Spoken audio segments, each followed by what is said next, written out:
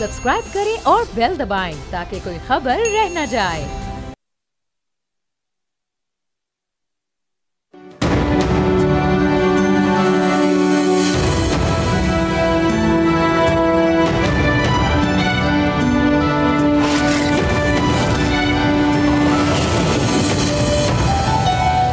छब्बीसवीं आईनी तरमीम नाफिज हो चुकी है। पार्लिमानी कमेटी ने आज रात 12 बजे तक आने वाले चीफ जस्टिस का नाम फाइनल करना है, लेकिन अभी तक अगर मगर चूंकि चुनाचा की बहस जारी है। एक तरफ सियासी अहमद की धमकियां हैं तो दूसरी जानिब मुतवक्के कानूनी चैलेंजेस। आईनी तरमीम के खिलाफ सुप्रीम कोर्ट में पहली दरख्वास्त भी दायर हो गई है। अब इस दरख्वास्त को आईनी बेंच सुनेगा या सुप्रीम कोर्ट का फुल बेंच? इन हालात में हमारा आज का जो बुनियादी सवाल है वो ये है कि क्या 26वीं आईन मौजूदा सियासी सेटअप के तसलसल की जमानत है। आप देख रहे हैं बोल आदिल अब्बासी के साथ। पार्टी हिदायत के खिलाफ आईनी तरमीम को वोट देने वाले पार्लियामेंटेरियंस के खिलाफ कार्रवाई का आगाज हो गया है। बीएनपी के एक सेनेटर ने इस्तीफा दे दिया है। पीटीआई ने अपने मुनहरिफ अरकान के खिलाफ कार्रवाई का ऐलान किया है। वजीर आला खैबर पख्तूनख्वा ने पूरे मुल्क को लॉकडाउन करने की धमकी दे दी है। मंसूबा है कि वकला के साथ मिलकर हुकूमत मुखालिफ मोमेंटम बनाया जाए। क्या यह प्लान काबिल अमल होगा? जबकि पीटीआई की अपनी सफ़ों में इंतशार है। एक दूसरे को वफादार और गद्दार के अलकाबात दिए जा रहे हैं। मौजूदा क़यादत पर कॉम्प्रोमाइज़ के इल्ज़ामात हैं। बानी चेयरमैन से राब्ते महदूद हो चुके हैं। क्या पीटीआई इस धड़ेबंदी के साथ मौसर सियासी चैलेंज पेश कर सकेगी? इसका जवाब तो आने वाला वक्त देगा। मगर दूसरी तरफ आईनी तरमीम के बाद हुकूमत के हौसले बुलंद दिखाई दे रहे हैं। 25 अक्टूबर के बाद हुकूमत के खात्मे की कयास आराइयां दम तोड़ चुकी हैं। क्या वाकई ऐसा ही है? इस तमाम मामले पर बात करने के लिए आज हमारे साथ स्टूडियो में मौजूद हैं farmer prime minister of Shahid Khaqan Abbasi साहब, चेयरमैन है अवाम पाकिस्तान पार्टी के। Sir, thank you very much for joining us. मुझे ये बताइएगा कि आईनी तरमीम हो गई, अब हुकूमत वज़ीर आज़म खासे पुरएतमाद दिखाई दे रहे हैं। क्या जो ख़तरात किसी हुकूमत पे मंडलाते हैं वो चैलेंजेस अब इस हुकूमत के लिए ख़त्म हो गए? देखिए, हुकूमत को सिर्फ अपने आप से ख़तरा है। अगर वो परफॉर्म करेंगे, लोगों के मसाइल हल करेंगे, मुल्क को एक मामलात को नया रुख देंगे, फिर वो कायम रह सकते हैं। क्योंकि ये हुकूमत तो इस पर तो पहले दिन से इनका मैंडेट ही मशकूक है। अब इस किस्म की हरकतें कर कर कि पाकिस्तान के अवाम को दिखाए बगैर रात के अंधेरे में आईनी तरमीम करना, ये क्या सुबह का इंतज़ार नहीं हो सकता था? मैं सबसे अजीब बात ये है जो मुझे सारे मामले में लगती है कि कुछ इस सारे मामले में काला है। और उसके बाद मेरा ख्याल है कि दुनिया की पार्लिमानी तारीख में सबसे तेज़ तरीन उजलत में ये कानून आइन की तरमीम हुई है। 12 घंटे जब से आइन को मुसवदा रखा गया सेनेट में और जब गैजेट जारी हुआ, 12 घंटे का सफ़र है। वो कहते हैं 2 महीने की कंसल्टेशन है सारे प्रोसेस के अंदर। किससे कंसल्टेशन? पूरा ये जो मीटिंग्स होती रही हैं, मौलाना सब के घर पर जो है मुलाकातें होती रही हैं, पार्लिमानी कमेटी जो है वो बैठी है। वो तो ज़ाहिर चले उसमें थोड़ा कम टाइम लगा, लेकिन सियासी मुशावरत तो बहुत लंबा। और आप खुद भी मुलाकात करने एक दिन मौलाना साहब के घर गए, सारे सियासी जमातें मिलती रही हैं एक दूसरे? नहीं, मैं इस मामले में मिलने नहीं गया और कोई सियासी जमातें नहीं मिली हैं। मैंने वज़रा से पूछा है, मैंने असम्बली के मेंबरान से पूछा है, सेनेट के मेंबरान से पूछा है, अपोजिशन से पूछा है, हुकूमत से पूछा है, किसी ने आईनी तरमीम नहीं देखी थी। जब मुसवदा आया है सेनेट में, वो पहला दिन था कि तरमीम किसी ने देखी है। तो आप कह रहे हैं 48 घंटे पहले सबने देखा? 48 घंटे पहले भी नहीं देखी। जब ले हुआ है हाउस पर इतवार की दोपहर को, शाम को, उस दिन देखी है लोगों ने। और सबसे बड़ी बात यह है कि जो सारे पॉलिटिकल लीडर थे वो खुद बात कर रहे थे कि जी ये कॉन्स्टिट्यूशनल कोर्ट बड़ा ज़रूरी है। ये सबसे इस तरमीम का मकसद ये है कि कॉन्स्टिट्यूशनल कोर्ट लाया जाए। तो आया है तो वो उसके अंदर बेंच है, कॉन्स्टिट्यूशनल बेंच। हाँ जी। तो बात यह है कि आप मुल्क की आवाम से क्यों चीज़ें छुपाते हैं? क्या आप सुबह का इंतजार नहीं कर सकते थे? रात के अंधेरे में, इतवार वाले दिन रात के अंधेरे में पास करना था। सब आपके साबका कुलीग और दोस्त ख्वाजा आसिफ साहब कहते हैं कि मुबैना तौर पर जजेस कहते थे 25 अक्टूबर आने दें, फिर उसके बाद देख लेंगे। तो एक खौफ था हुकूमत को, इलेक्शन ऑडिट का एक खौफ था हुकूमत को कि पता नहीं क्या होगा। इलेक्शन ऑडिट नहीं है, पिटीशन हुई है, उसका फैसला करना कोर्ट का काम है। तो अगर आप इतने ही कमज़ोर हैं कि आप इंतज़ार नहीं कर सकते, आप एक जज से खाइफ हैं तो अब आपने ये कर दिया कि आपने जुडिशरी को ताबे कर दिए एग्जीक्यूटिव के। और आप ये बात याद रखें कि आज जिन लोगों ने तरमीम पास की है, कल यही इस तरमीम से मुतासिर होंगे। मुस्लिम लीग नवाज या तमाम जमात सब ये इस तरमीम का निशाना बने। ये एक तजर्बा है। आप ये अपना तजर्बा देख लें, एक्सपीरियंस देख लें मुल्क का। जब आप गलत कानून बनाते हैं आप भी उसी का शिकार होते हैं। वो कौन सा बूबी ट्रैप है जो होने जा रहा है जिसका आप हवाला दे रहे हैं? मतलब क्या होगा ऐसा कि इससे फंस जाएंगे? बूबी ट्रैप ये है कि आपने अदलिया को एग्जेक्टिव के ताबे कर दिया।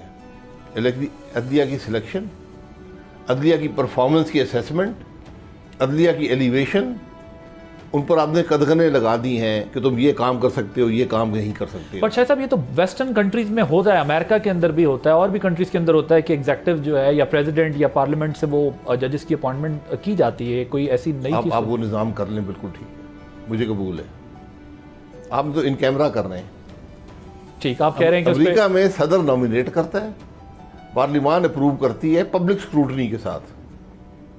पब्लिक स्क्रूटनी, यहां नॉमिनेट कौन करेगा? ये पता है आपको? जज को नॉमिनेट कौन करेगा कि इसको ये जज बनेगा? कोई मेंबर भी उस कमेटी का कर सकता है। फिर आप उनकी परफॉर्मेंस भी आप चेक कर रहे हैं। फिर आप, और चीफ जस्टिस पाकिस्तान का कौन होगा? वो चीफ जस्टिस पाकिस्तान नहीं होगा। चीफ जस्टिस होगा जो कॉन्स्टिट्यूशनल कोर्ट बेंच को हेड कर रहा है, जिसको आप किसी वक्त भी फारिग कर सकते हैं, किसी वक्त नया ला सकते हैं, पूरे बेंच को तब्दील कर सकते हैं। लेकिन यहाँ तो ये भी हुआ ना शायद साहब कि चीफ इलेक्शन कमिश्नर वजीर आजम और लीडर ऑफ द अपोजिशन लाते हैं, लेकिन वो उनके हाथ से निकल जाते हैं, वो अपना फैसला कर रहे होते हैं। इसी तरह एक पार्टी मूवमेंट चलाती है चीफ जस्टिस को बहाल कराने की, वो लेके आते हैं, वो चीफ जस्टिस उल्टा उसी पार्टी को जो है वो डिस्क्वालिफिकेशन के तोहफे देते हैं, फारिग कर देते हैं। ये तो उस सूरत में भी हो रहा था, ये कोई इस सूरत में तो होना लाजिम तो नहीं है। और दूसरा, आपको किस चीज़ पर लग रहा है, इसके साथ मुझे बताइएगा कि किस चीज़ पर लगता है कि ये गलती ऐसी कर गए कि इस हुकूमत को या इसके इत्तेहादियों को इसकी सज़ा भुगतनी पड़ेगी? देखिए, जब गलत कानून गलत है ना, जुडिशरी एक इंडिपेंडेंस को चाहिए, आइन इंडिपेंडेंस फराहम करता था, अब वो इंडिपेंडेंस नहीं है। अब जो हुकूमत होगी अपनी मर्जी के जज लगाएगी, और अब जो जज आएगा वो 25 साल तक रह सकता है। 40 साल की उम्र में आप हाई कोर्ट में आ सकते हैं, और 65 साल। हुकूमत की जो परफॉर्मेंस आप देख लें, वो सेनेट में जाकर देख लें, जो हुकूमतें सारी आई हैं, PMLN भी है, पीपल्स पार्टी भी है, PTI भी है, 70 करोड़ 1 अरब रुपया लेकर आपने सेनेटर बनाए हैं। कल आप यही बयान होगा जज के लगने का। जज की क्वालिफिकेशन तो उसमें तो हजारों लाखों लोग उतरते हैं उस पर, पूरा जज लगेगा कैसे? ये आपकी बात ठीक है, हमारी सेनेट में करोड़ों रुपए खर्च करके तो फिर वो इन्हीं लोगों ने लगाए हैं जो आज जज बनाने के जिम्मेदार होंगे। यही लोग हैं, यही पार्लियामेंट, यही सियासी जमातें हैं। तो आप इसको ज़रा सोच लें। और फिर आपने जो कदगने लगा दी है ना, तुम ये भी नहीं देख सकते हो सू मोटो भी तुम्हारा ख़त्म हो गया, तुम इस तरह भी नहीं देख सकते हो, इस तरह भी नहीं देख सकते हो, हमें पूछ नहीं सकते हो कि तुम क्या। लेकिन साहब देखें, आप खुद भी साबिक वज़ीर आज़म रहे हैं, आपने तो बहुत सारी चीज़ों को बहुत करीब से देखा है, फैसले किए हैं। आप खुद कहते थे या इस नैब को बंद होना होगा या इस मुल्क में चलना होगा, क्योंकि उस नैब ने जो इस मुल्क का हाल किया। आप तो खैर उन सियासतदानों में से हैं जो अपनी जमानत कराने पे भी बिलीव नहीं करते थे, या सजा भी, जेल भी तगड़ी भुगतते रहे हैं। क्योंकि मैं तो कुछ चीज़ों का ज़ाती तौर पर विटनेस हूँ। जब आप जेल काट रहे थे तो मुझे कुछ लोगों ने बताया कि आपने कैसी जेल काटी है, बहुत बहादुरी से जेल काटते रहे हम। लेकिन मसला ये है ना शायद साहब कि यहाँ पर एक चीफ जस्टिस जो है वो फैसला करता है रिकॉर्डिंग के ऊपर, 7-7 अरब डॉलर का मुल्क को नुकसान होता है। एक चीफ जस्टिस डैम बनाने निकल जाता है, एक चीफ जस्टिस पसंद नापसंद के ऊपर आपको पता है वज़ीर आज़म डिस्क्वालीफाई होते रहे। सो इस अगर आप कहते हैं कि 100 मोटो उनका छीन है, वो 100 मोटो सब्जी टमाटर आलू पे भी तो लेते हैं। ये भी एक रियलिटी है। मैं ये नहीं कह रहा कि 100% ये दुरुस्त हुआ है जो कुछ भी हुआ है, लेकिन अगर खुद से अदलिया चेक एंड बैलेंस अपने पे रखती, अपॉइंटमेंट के प्रोसेस को बेहतर करती, तो आज शायद ये दिन हमें देखने को ना मिलता कि पार्लियामान उनके विंग्स क्लिप कर रही होती। अगर अदलिया में किसी ने ज्यादतियाँ की और ज्यादतियाँ की हैं, और बड़ी यानी फाश किस्म की ज्यादतियाँ की हैं अदलिया ने, लेकिन उसका ये मतलब नहीं है कि आप अदलिया के निज़ाम को बदल दें। आप निज़ाम देखिए, सबसे बड़ी बात है सिलेक्शन ऑफ जजेस। जज वो आदमी लगे जिसके कैरेक्टर पे, जिसकी काबिलियत पे कोई उंगली ना उठ सके। मुझे आप ये गारंटी कर दें, मुझे बाकी हर चीज़ कबूल है।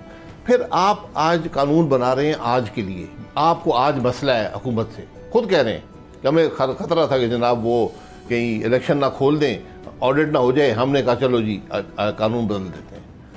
तो आप जिस मुश्किल में डाल रहे हैं अपने आप को, आप देखेंगे क्या होता है। मैं ये तो आपसे कह रहा हूँ, जजेस को आप कैसे, मेरा सवाल ये है कि जजेस जो कुछ करते आए हैं पास्ट में, जो रेस्टोरेशन ऑफ जजेस मूवमेंट्स चली, उसके बाद जो हुआ वो एक तसलसल जुडिशियल एक्टिविज्म हमने देखा ना, अगर ये खुद से चेक कर कर अपॉइंटमेंट से लेके कंडक्ट तक चीज़ों को बेहतर करते, क्योंकि पार्लियामान में जो स्पीचेस हुई हैं उससे तो बज़ाहिर ये इंप्रेशन मिला ना कि वो डर गए हैं कि यार जजेस को सपोर्ट करके हमें नुकसान ही हुआ, इससे बेहतर ये कि अब उनको कंट्रोल किया जाए।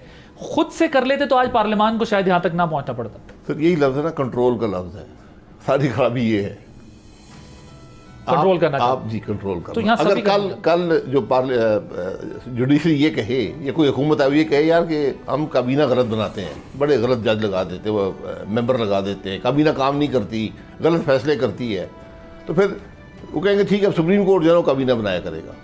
ये मुमकिन है, आपने ये कर दिया है।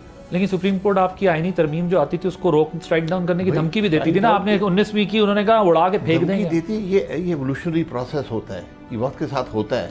हमने पीसीओ के जजेस भी लगाए हैं, हमने 2 नंबर जज भी लगाए हैं, हर किस्म के गलत जज भी आए हैं, लोगों ने नुकसान भी पहुंचाए, और आप उन सब को देख लें, जिन लोगों ने मुल्क को नुकसान पहुंचाया उनको देखें, उनको लगाया किसने था। शायद जिस जज पे आपको शुबा हो ना, जो गलत फैसले करते रहे, उनको देखे लगाया किसने था। वहां से आपको दास्तान मिलेगी कि ये खराबी क्या है इस सारे प्रोसेस में। और सिर्फ यहाँ बात नहीं है, जी, इस तरमीम में और भी बहुत सी चीजें हैं। मसलन अगर एग्रीमेंट नहीं होगा इलेक्शन कमिश्नर पर, तो ये इलेक्शन कमिश्नर चलता रहेगा, तो बड़ा आसान है, फिर ये ताहियात इलेक्शन कमिश्नर हो जाएंगे, जो भी आज हैं ये कल होंगे, कि वहां तो 2 अफराद ने फैसला करना है। इसी तरह और बहुत सी चीजें उसके अंदर हैं। तरमीम के बाद हुकूमत का सेम पेज मजीद मजबूत हो गया है या खतरा अभी भी है? तो सेम पेज नहीं रहता, सेम पेज जो है हमेशा नुकसानदेह होता है। आपका रिश्ता, इदारों का रिश्ता आइन के मुताबिक होना चाहिए, जब वो आइन से हट जाता है तो नुकसान मुल्क का होता है।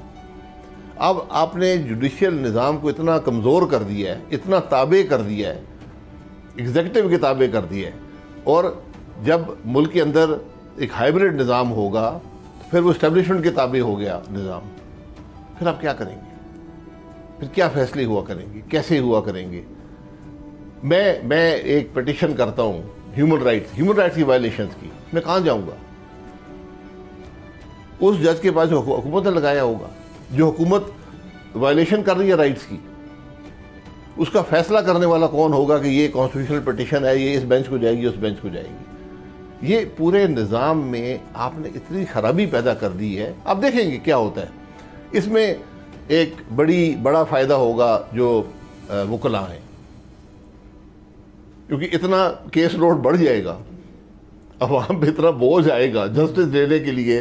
अगर आप पहले 1 लाख खर्च करते थे, आज आपको 3 लाख लगेगा, क्योंकि आपको डिफरेंट प्रोसेसेस में जाना पड़ेगा, कभी इधर जाएंगे कभी उधर जाएंगे, फिर फंस जाएगा मामला।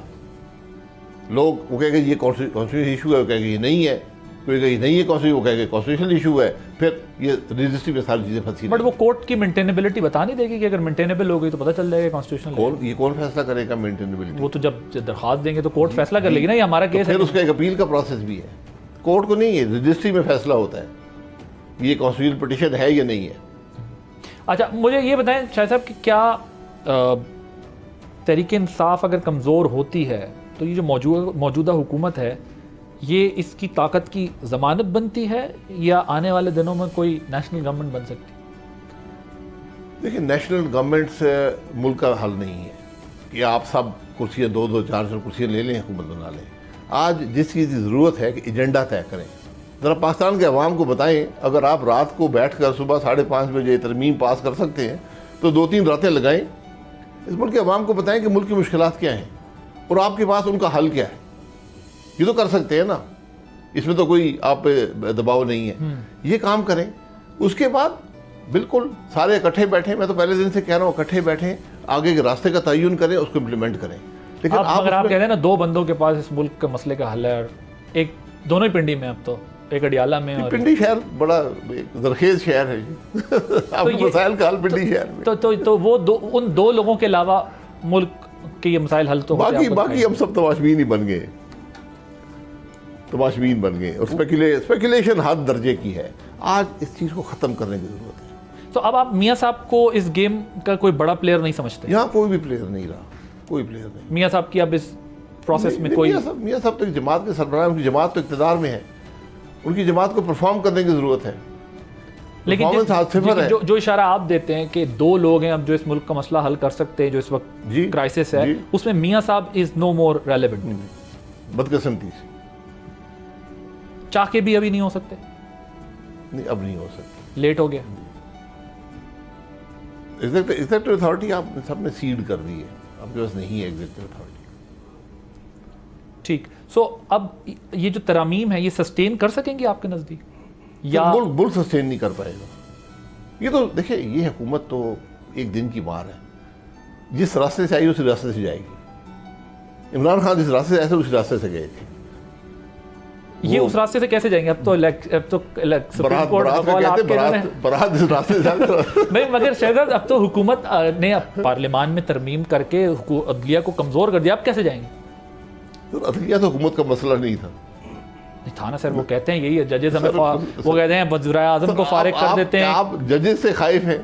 जजेस ने आपके हक में फैसले किए। उन्होंने तो यहाँ तक, आपके पुराने दोस्त ख्वाजा साहब ने तो यहाँ तक कहा कि 8 जजेस गैंग अप हुए हैं प्रॉपरली पार्लियामेंट के अंदर। ये बात किया, पता नहीं मुझे जो गैंग अप हुए पता करने लगाए किसने थे, और वो कल आपसे एग्री करता हूं, मुझे पता है आप क्या कहना चाह रहे हैं, सब खुरे इधर उधर ही निकले। जब आपके हक में फैसला देते हैं तो आप कहते हैं नहीं, वो भाई जजेस ने बेपनाह गलतियां की हैं, उसका ये हल नहीं है जो आपने किया है। मैं सिर्फ ये कह रहा हूँ।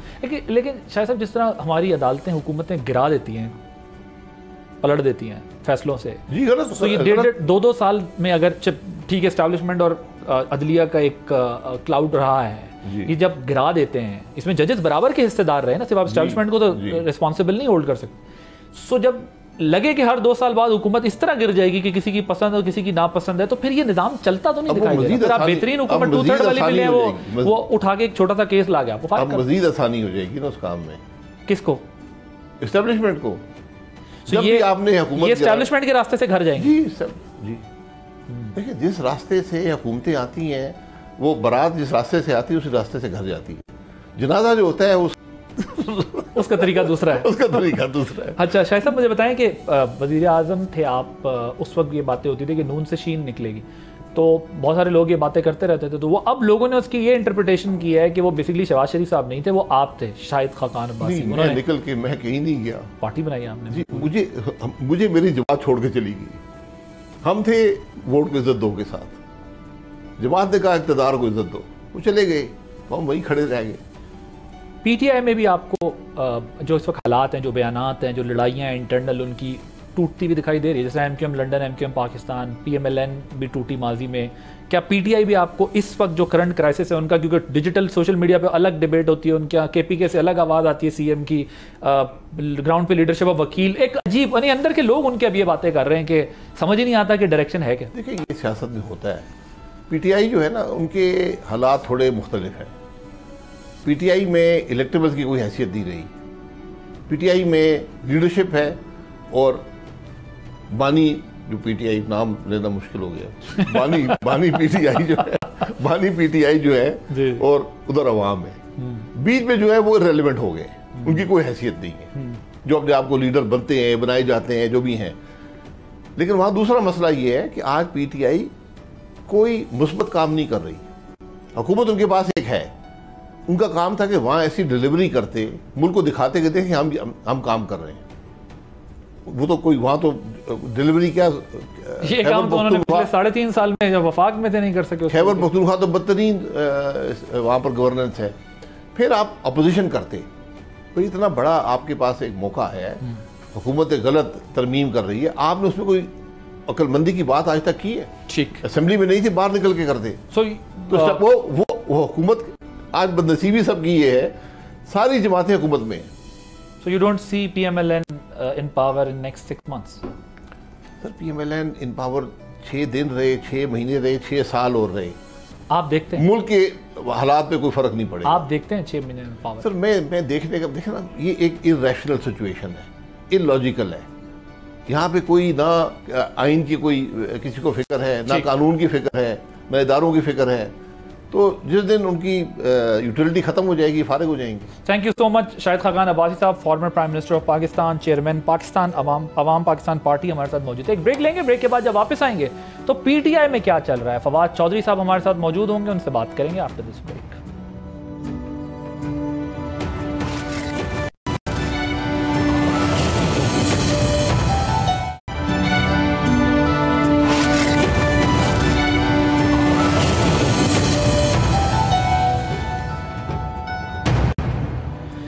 नई तरमीम पर मुनहरिफ अरकान के वोट देने का मामला तहरीक इंसाफ को फैसला कुन मोड़ पर ले आया है। गद्दारी और वफादारी के फतवे बट रहे हैं। इनफरादी और ग्रोही इख्तलाफात खुलकर सामने आ गए। हर लीडर को शक की निगाह से देखा जा रहा है।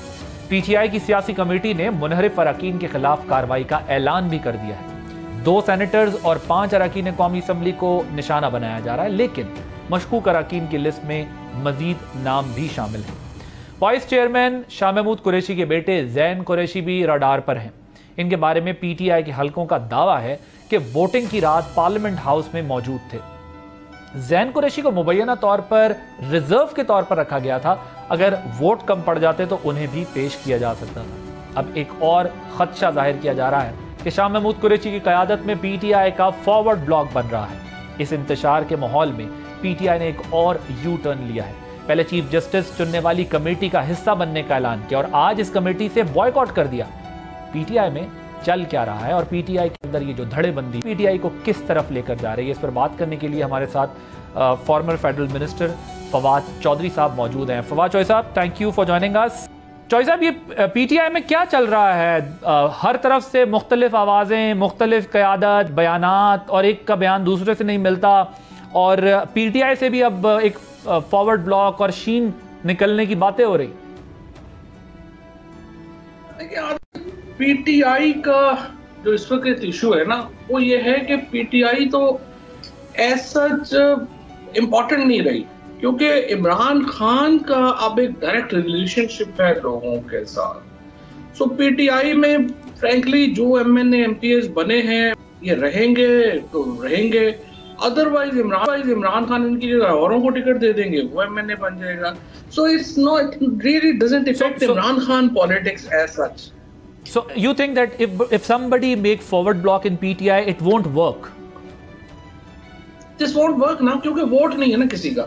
पहले ये होता था, क्योंकि आपने खुद इतना अच्छा से सियासत जो है वो कवर की है, आप एग्री करेंगे कि पहले ये होता था कि ग्रुप होते थे, धड़े होते थे, उनकी वोट होती थी। अब तो देखिए ना, वो पीटीआई ने तो ट्रांसफॉर्म कर दिया है पार्लियामेंट्री फॉर्म ऑफ गवर्नमेंट को प्रेसिडेंशियल फॉर्म ऑफ गवर्नमेंट में, तो उनको तो फर्क नहीं पड़ता। सो इलेक्टेबल्स वाला काम खत्म है, फॉरवर्ड ब्लॉक्स किसी फायदे के नहीं होंगे, अगर बन भी जाएं इट डजंट रियली मैटर। मुझे ये बताएं कि आपको लगता है कि फॉरवर्ड ब्लॉक बनेगा? बिकॉज आप खुद भी शाह महमूद कुरैशी साहब से मिले जेल में जाकर, फिर उसके बाद उस वक्त भी फॉरवर्ड ब्लॉक की बातें हो रही थी। आपको वैसे लगता है, इफेक्ट करे ना करे, लगता है फॉरवर्ड ब्लॉक बनेगा? नहीं, बिल्कुल भी नहीं। जो लोग माइनस इमरान खान पीटीआई की बात करेंगे वो तो अहमक होंगे ना, और हम भी अहमक तो नहीं थे। शाह महमूद कुरैशी साहब से जो हमारी बात हुई थी वो 100% प्लस इमरान खान ही थी। इमरान खान के बगैर तो पॉलिटिक्स नहीं हो सकती, और जाहिर है कि हम उस वक्त भी चाहते थे, जो आज हम चाह रहे हैं कि मामला बेहतर होने चाहिए। कोई लेकिन फवाद साहब, अपनी पार्टी के बानी को रिलीफ दिलाने के लिए आप लोग कुछ सोचते हैं ऐसा कि सियासी हिकमत अमली चेंज की जाए? क्योंकि जो करंट पॉलिटिक्स है या स्ट्रेटजी है पीटीआई की, इट्स जेन्युइनली नॉट वर्किंग। सो आप लोग ज़ाहिर प्लान बी के तौर पे सोचते तो होंगे ना, जो लोग हम ख्याल हैं आपके जैसे कि अब हमें करना क्या चाहिए, जो आपके जैसे लोग हैं पार्टी के। नहीं, बिल्कुल, मैं बहुत सारे लोगों से इन टच हूँ, पार्टी में भी इन टच हूँ, और डेफिनेटली हमारी प्रायोरिटी तो यही है कि इमरान खान को कैसे बाहर लाया जाए, क्योंकि हमारी पॉलिटिक्स तो उनसे वाबस्ता है। वो आएंगे तो फिर हमारी पॉलिटिक्स होगी। दूसरा इसमें देखिए ना, प्रॉब्लम ये आ रही है कि मसलन अभी ये जो आप देखें कि ये इन्होंने पहले 2 दिन ये सारी चीजें हुई और उमर अयूब ने लंबी तकरीर की कि लोगों के ऊपर क्या मुजालिम हुए कॉन्स्टिट्यूशनल अमेंडमेंट में वोट देने के लिए, और उससे अगले दिन जो पार्टी है उसने इन सबको गद्दार डिक्लेयर कर दिया और इनके खिलाफ सोशल मीडिया कैंपेन हो गई। तो अब या वो सही था या ये सारे गद्दार थे। और अब आप इनके खिलाफ अगर सलमान अकरम राजा कह रहे हैं कि ये गद्दार है, अली अमीन कह रहे हैं गद्दार है, उमर अयूब बता रहे हैं कि नहीं इनके ऊपर बहुत जुल्म हुए हैं, हाँ। आप तय करें ना पार्टी में बैठ के पहले कि नैरेटिव क्या है, और फिर आप मुझे बताएं इनसे आप इस्तीफे लेंगे, जरका से आप इस्तीफा ले लेंगे तो कौन जीतेगा? PMLN की खातून जीत के आ जाएगी पंजाब असेंबली से, आपको क्या फायदा होगा? इन लोगों से आप इस्तीफे लेंगे, आपकी जो पार्लियामेंट्री पार्टी है वो श्रिंक कर जाएगी, आपकी रिजर्व सीट्स खत्म हो जाएंगी। सो आई डोंट नो कि क्या इनकी सोच है, कैसे चलना चाहते हैं। So what is your take on? What is your take on whatever has happened in last 2 weeks? ये जो कुछ अपना सारे डेवलपमेंट है, what is your take on? आपके ख्याल में क्या है? उमर अयूब वाली बात ठीक है या फिर सलमान अकरम राजा वाली बात ठीक है? कौन सी बात ठीक? मिक्स होगा ना, कई लोग होंगे जिन्होंने मुबारक ज़ेब वगैरह है, उन्होंने तो ओपनली कह दिया था ना हमें 50 करोड़ रुपया मुझे हल्के के लिए दें और ये करें और वो करें, उनका उसका अपना एक इशू होगा। बट जैसे चोरी लियास है, बगीर असलम घुमन है और कई लोग हैं जिनको मैं जानता हूँ, उनके साथ तो बड़ा जुल्म ज्यादती हुई, जरका भी यही कहती हैं उनके साथ जो हुआ, तो बड़े लोग हैं जिनके साथ जुल्म ज्यादती हुई है और I think PTI should have stood with them. Zain Qureshi जब लोगों को मुश्किल में होते हैं, जो हाँ ज़ैन कुरैशी भी है, उनकी आपके सामने इतनी उनकी जो है बेगम को उठा लिया गया, शाह महमूद कुरैशी जैसे बड़े आदमी की बहू को उठाया गया, ये कोई मजाक तो नहीं था। तो उसकी वजह से आपको लगता है कि ज़ैन वोट देने को तैयार हो गए थे हुकूमत को? अगर आप बीवी को उठा लेंगे, बच्चों को क्या करेगा कोई? आप क्या करेंगे? आप मशीन गन्ने लेके पहाड़ों पर नहीं चढ़ जाएंगे ना। तो जाहिर है कि लोगों की अपनी मजबूरियां भी बहुत हैं, सो रियलाइज करना चाहिए। और फिर PTI में ये प्रॉब्लम है कि ये कोई अब मुश्किल में अपने किसी आदमी के साथ खड़ी नहीं हुई, तो ये बहुत एक मेजर प्रॉब्लम है। स्टार्टिंग फ्रॉम शहबाज गिल, उसके बाद आप मुझे देख लें, आप उसके बाद आजम सवाती को देख लें, उसके बाद सीरीज है लोगों और गद्दारी की लिस्ट तो शहबाज गिल खुद दे रहे हैं सर। नहीं, वो शहबाज गिल को भी नहीं देना चाहिए, मेरा ख्याल है उसको पता होना चाहिए कि लोगों के साथ क्या हुआ है और खुद उसके साथ क्या हुआ। तो वो भूल गए जो उनके साथ हुआ। मैंने पढ़ा नहीं शहबाज गिल का क्या बात है, मेरी उनसे राब्ता नहीं। शेयर किए जिसमें बताया कि इन लोगों ने जो है वो पार्टी से गद्दारी की, इन खिलाफ गए पार्टी। क्यों की है गद्दारी का मतलब जरूरी नहीं है, गद्दारी क्यों की है वजूहात भी तो देखे ना, वजूहात क्या है? वजूहात वही आप लास्ट वीक बात कर रहे थे, आपने कहा जो रह गया वो गद्दार है, जो निकल गया वो समझदार। सही कह रहे हैं। सो इस लेवल पर ये हो रही है, तो आपके ख्याल में ये जो गद्दार की कैंपेन चल रही है ये पार्टी को मजीद डैमेज करेगी? 100%। आप अपने जो 4 लोग हैं आप उनको भी फारिग कर देंगे, क्या फायदा? हमारी पार्टी को मजबूत करने के बजाय आपको कमजोर कर रहे हैं। सही पार्टी मतलब क्या है? ठीक है, एक तो आप सारे वो बानी चेयरमैन और पब्लिक का कनेक्शन बताते हैं, उससे हटकर मैं इस वक्त जो करंट अवेलेबल स्ट्रक्चर है उस पर पूछना चाहता हूं कि सलमान अकरम राजा साहब की बात को पार्टी मानेगी, बैरिस्टर गौहर साहब की बात को पार्टी मानेगी, ये असल इंचार्ज पार्टी का है कौन? सियासी कमेटी भी एक एग्जिस्ट करती है, वो भी जो है वो सुबह फैसला करती है, शाम में अलग फैसला होता है, रात में अलग। जो मैंने तो पहले भी ये रिक्वेस्ट की है कि आरिफ अलवी साहब हैं, असद कैसर साहब हैं, CM हैं अपने अली अमीन गंडापुर, आतिफ खान, ये लोग हैं जो पॉलिटिकल एक बैकर हैं और ये लोग हैं पार्टी में जो कि पॉलिटिकल माइंड रखते हैं। So these are the people जिनको के हमें जो है वो एक करना चाहिए और इनको हमें जो है वो चाहिए इनको कि ये अपना रोल अदा करें। सो फिलहाल ये जो सलमान अकरम राजा तो देखिए ना, उनको तो जानते ही नहीं होंगे PTI में किसी को, गौहर भी जो है वो जानते ही नहीं है लोगों को, पॉलिटिकल लोगों को कौन है, मीडिया में लोगों को नहीं जानते किसकी क्या कंट्रीब्यूशन है, क्या किसने क्या किया है। सो जाहिर है कि उनके लिए फैसले करना मुश्किल है। ये जिन लोगों के आप नाम ले रहे हैं आप इनसे राब्ते में हैं, जिनके आप नाम ले रहे हैं? जी मैं बिल्कुल, मैं तो ऑलमोस्ट सबसे राब्ते में। असद कैसर साहब, अली अमीन गंडापुर साहब, आरिफ अलवी साहब, इन सबसे आपका राब्ता है? जी सबसे राब्ता। वो क्या कहते हैं? बस उनकी अपनी वजूहात हैं। आई थिंक खुल के खेलना, जब तक इमरान खान पीछे ना हो, फिर इमरान खान जाहिर है एक स्ट्रक्चर उन्होंने बनाया है और अब वो खुद चूंकि इनकम्युनिकेटो हो गए हैं, उसकी प्रॉब्लम आ रही है लोगों को, जिनको उन्होंने लगाया है उनको पॉलिटिक्स से उनका कोई ताल्लुक नहीं है। तो इसकी वजह से they are in a problem. So they don't have a support of Khan साहब राइट नाउ। नहीं उनका ओके तो अब जो हमारे सामने इस वक्त एक और बड़ा मसला है, भी पहले तरमीम के लिए पार्लिमानी कमेटी में शामिल रहने वाले जो लोग थे, वोटिंग का वक्त आया बॉयकॉट कर गए ये कह के कि नहीं जी हमने इत्तफाक नहीं किया, कुछ ने कहा मुसवदा हमारा वाला ही है, बेंच भी हमारी डिमांड थी, वो सारा रेस्ट इज द हिस्ट्री। लेकिन मुझे ये बताएं कि अब चीफ जस्टिस की नामजदगी के लिए पहले नाम दिया गया कमेटी का नाम, उसके बाद इजलास का बॉयकॉट कर दिया गया। ये मतलब ज़ाहिर है आप कुछ तो सियासत में आप बुर्दबारी दिखाते हैं ना, कुछ आप इख्तिलाफ करें तो खुल के करें, हिमायत करें तो कर दें, बीच का भी कोई रास्ता निकालना है तो ये तो नहीं हो सकता नाश्ते पे ये राय थी, खाने पे डिनर पे दूसरी राय। ये क्या है मतलब इसका क्या how do you interpret this?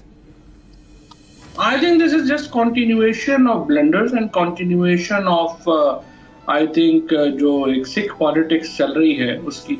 Salman और हामिद खान साहब जो हैं मेरा ख्याल उनको ये था कि हमें कमेटी में होना चाहिए था या हमसे पूछ के नाम देने चाहिए थे।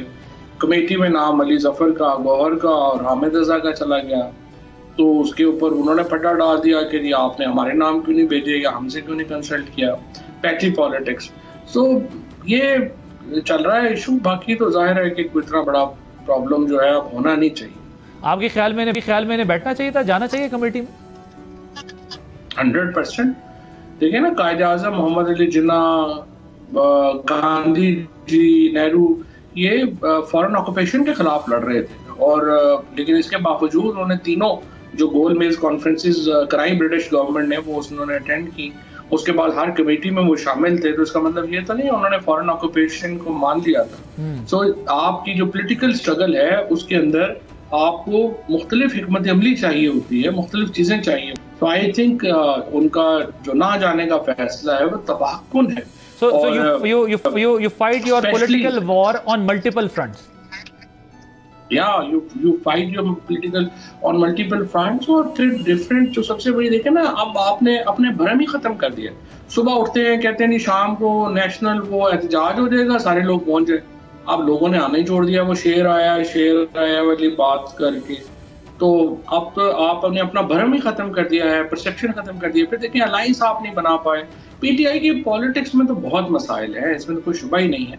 लेकिन बहरहाल इसका अगर आप ये कहना कि इमरान खान को कोई नुकसान हो रहा है या उनकी पॉलिटिकल पोजीशनिंग को कोई नुकसान हो रहा है, वो नहीं हो रहा। इमरान खान ऊपर से ऊपर जा रहे हैं। लास्ट वीक आप और मैं जब बात कर रहे थे तो आप वो पंजाबी की मिसाल देके आप समझा रहे थे कि पहाड़ ही नहीं रह गया। वो वजन तो अब हमने देखा इस हफ्ते में, वो तो सारा वेट JUIF के पलड़े में डाल के आ गए हैं। और मौलाना साहब तो बड़े एक फातेह के तौर पर हमें पार्लियामान के अंदर नजर आए, जहां पर सारे पार्लियामेंटेरियन खड़े होने से पहले मौलाना साहब का नाम लेके तारीफ करके और फिर अपनी तकरीर शुरू करते थे।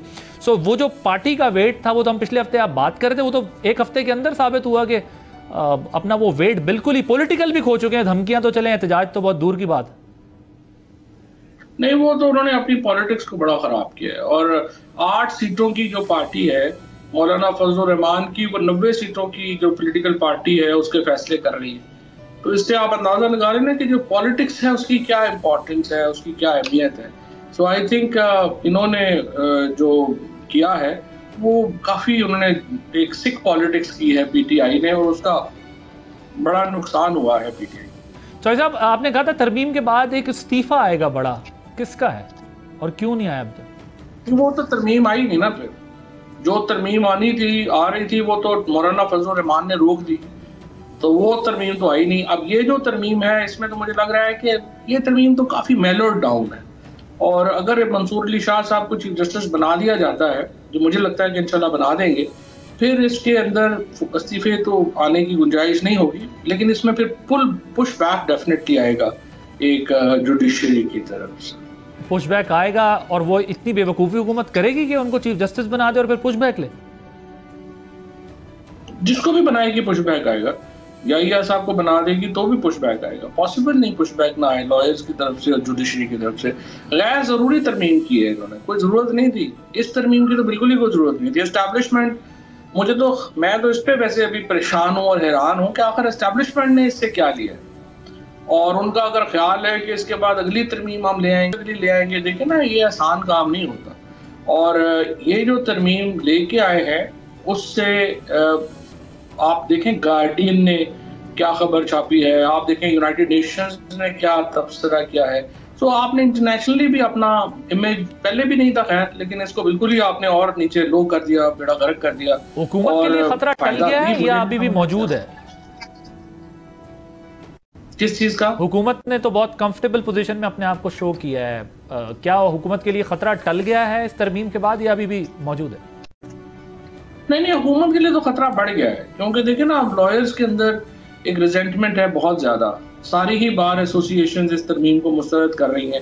सो जहां पे एक बहुत बड़ी अवामी कुव्वत के खिलाफ अब लड़ रहे थे, अब आपको लॉयर्स के खिलाफ भी आपको बहरहाल एक लड़ना पड़ेगा। ये तो आजम नज़ीर तारड़ और चौधरी एहसन भोन जैसे बड़े लोग जो हैं, उनकी वजह से आपकी लॉयर्स मूवमेंट नहीं शुरू हुई। And to be fair with government को बड़ा एडवांटेज है आजम नज़ीर तारड़ जैसे लॉ मिनिस्टर का, कि उनकी वजह से वो बहुत सारे मुश्किलात से वो बचे हुए हैं। लेकिन जाहिर है उनकी भी एक लिमिट है, एक कैपेसिटी है। Thank you so much Fawad Chaudhry साहब, former federal minister. Tehreek Insaf में क्या चल रहा है इसके ऊपर गुफ्तगू थे, और आपने प्रोग्राम देखा नाज़रीन, अपना फीडबैक हमें जरूर दीजिएगा। आदिल अब्बास को इजाज़त दीजिए, अल्लाह हाफिज़।